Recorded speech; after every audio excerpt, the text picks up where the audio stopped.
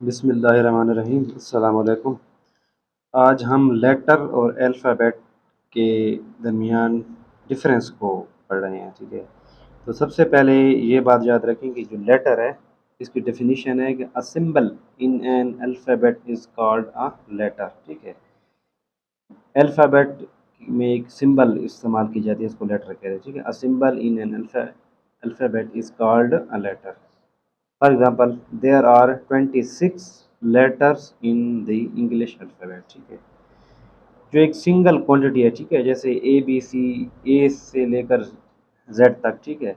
उनमें जो सिंगल एक चीज़ एक को हम लेंगे तो वो लेटर होगा, जैसे लेटर ए, letter B, letter c, letter d, letter e, letter f, इस तरह letter x, letter y, letter z, ठीक है। तो एक जो सिंगल होगा उसको हम लेटर कहेंगे, जो एक होगा सिर्फ, ठीक है।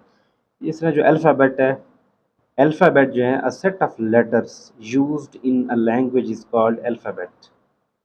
For example, the English alphabet has only 26 letters, ठीक है।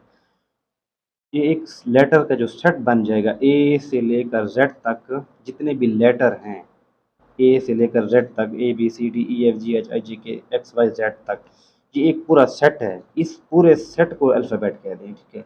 जो उनमें से एक जो सिंबल है ए बी सी अलग अलग, इसको लेटर कहेंगे, लेटर ए, लेटर बी, लेटर सी। और जो कंप्लीट सेट है ए से लेकर जेड तक, इसको सारे को अल्फ़ाबेट कहेंगे। उम्मीद है आपको समझ आ चुकी होगी।